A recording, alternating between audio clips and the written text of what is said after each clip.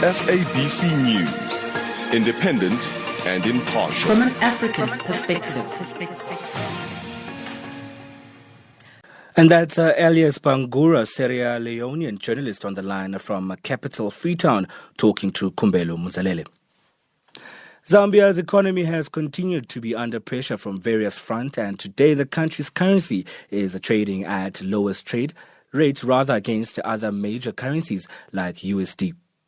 The depreciation is leading to economic instability, making many, especially small businesses, looking up to the heavens for a miracle, Arthur Davis Sikopo reports. It has been a talk of the week.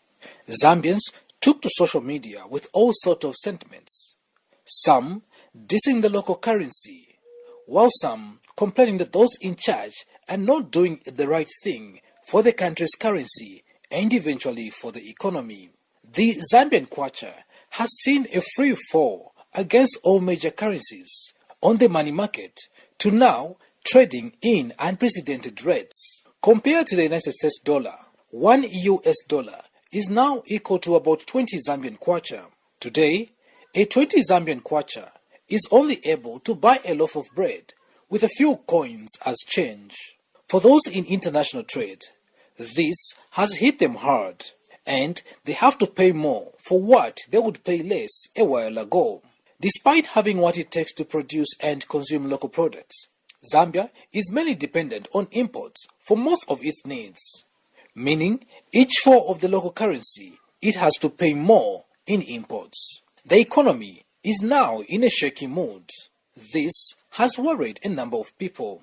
But what is causing the depreciation of the Zambian currency? Chibamba Kanyama, a renowned economist, attributes it to a number of factors that includes external debt that the country has and have now reached servicing stage. Mambo Hamaundu, another renowned financial expert, says the mining sector not performing well gives investors that instability that they may not want to see as they wish to invest. In short, there are issues around sentiment, issues around productivity in the mining sector. As you might be aware, there are a number of mines which are indicating that they could go under care and maintenance. There's a mine or two which is facing legal challenges, and these have affected the production in the mining sector, with production slowing down. The inflow of forex has dwindled, coupled by huge demand for forex from governments to meet obligations such as debt servicing and procurement of crude oil. The financial analyst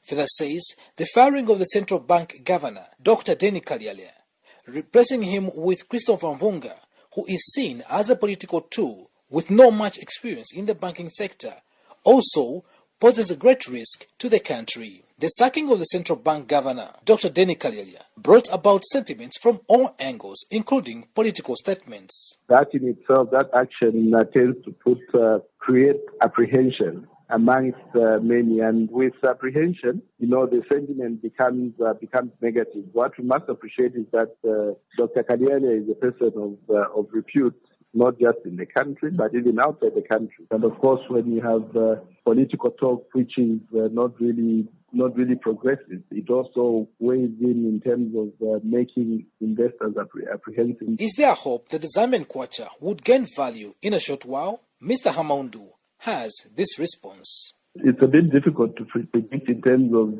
of stability because, like I indicated, there are a number of factors that need to be worked on for us to achieve stability. Some of them are short-term, some of them are long-term measures. But when you look at the general structure of our economy, it is indicative of a weakening currency, which is quite regrettable. Zambians, especially that small business person who survives on imported goods, can only lift their head to the heavens, hoping for a miracle for now.